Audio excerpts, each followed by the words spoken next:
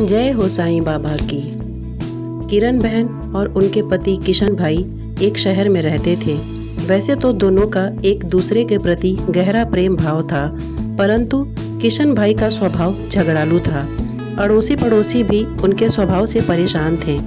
लेकिन किरण बहन धार्मिक स्वभाव की थी, भगवान पर विश्वास रखती और बिना कुछ कहे सब कुछ सह लेती। धीरे धीरे उनके पति का रोजगार ठप हो गया, कुछ भी कमाई न होती। अब किशन भाई दिन भर घर पर ही रहते। घर में पड़े पड़े उनका स्वभाव और भी चिड़चिड़ा हो गया। एक दिन दोपहर को एक वृद्ध दरवाजे पर आकर खड़ा हो गया। चेहरे पर गजब का तेज था। आकर वृद्ध ने दाल चावल की मांग की। किरण बहन ने दाल चावल दिए और दोनों हाथों से उस वृद्ध बाबा को नमस्कार किया। वृद्ध ने कहा, साईं सुखी रखे। किरण बहन ने कहा कि महाराज, सुख किस्मत में ही नहीं है, फिर मिलेगा कैसे? ऐसा कहकर उन्होंने अपने दुखी जीवन का वर्णन किया। वृद्ध ने श्री साईं बाबा के व्रत के बारे में बताते हुए कहा, 9 गुरुवार फलाहार या एक समय भोजन करना, हो सके तो बेटा साईं मंदिर जाना, घर पर साईं बाबा की 9 गुरुवार पूजा करना, साईं व्रत करना और विधि पूर्वक उद्यापन करना, भूखे को भोजन देना, साईं व्रत की किताबें 5, 11, 21 यथाशक्ति लोगों को भेंट में देना। इसी तरह साईं व्रत का प्रचार करना। साईं बाबा तेरी सभी मनोकामना पूर्ण करेंगे। यह व्रत कलयुग में बड़ा चमत्कारिक है। यह सभी की मनोकामना पूर्ण करता है, लेकिन साईं बाबा पर अटूट श्रद्धा रखनी जरूरी है। धीरज रखना चाहिए। जो इस विधि से व्रत और उद्यापन करेगा, साईं बाबा उसकी मनोकामना जरूर पूर्ण करेंगे। किरण बहन ने भी गुरुवार का व्रत किया। 9वें गुरुवार को गरीबों को भोजन कराया, साईं व्रत की पुस्तकें भेंट में दी। उनके घर के झगड़े दूर हुए और सुख शांति हो गई, जैसे किशन भाई का स्वभाव ही बदल गया हो। उनका रोजगार फिर से चालू हो गया। थोड़े समय में ही सुख समृद्धि बढ़ गई। अब दोनों पति पत्नी सुखी जीवन बिताने लगे। एक दिन किरण बहन के जेठ जेठानी आए।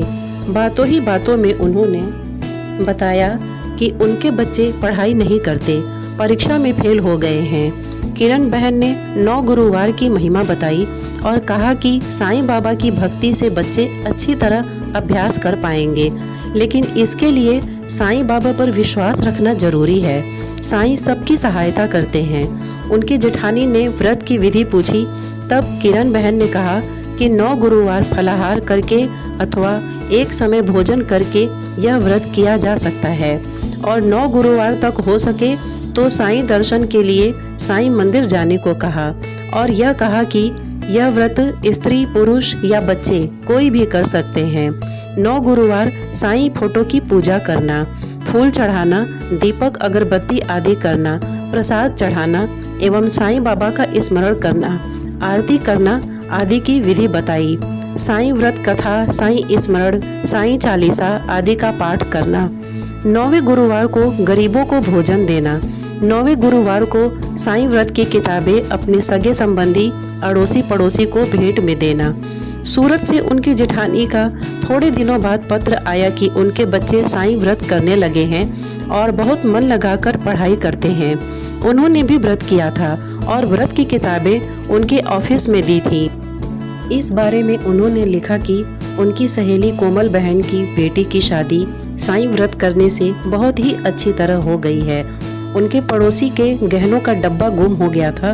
वह साईं व्रत की महिमा के कारण 2 महीने के बाद मिल गया। ऐसा अद्भुत चमत्कार हुआ था। किरण बहन ने कहा कि साईं बाबा की महिमा महान है, यह जान लिया था। हे साईं बाबा, जैसे आप लोगों पर प्रसन्न होते हैं वैसे ही हम पर भी होना। जय हो बाबा की। आपको बारंबार प्रणाम है।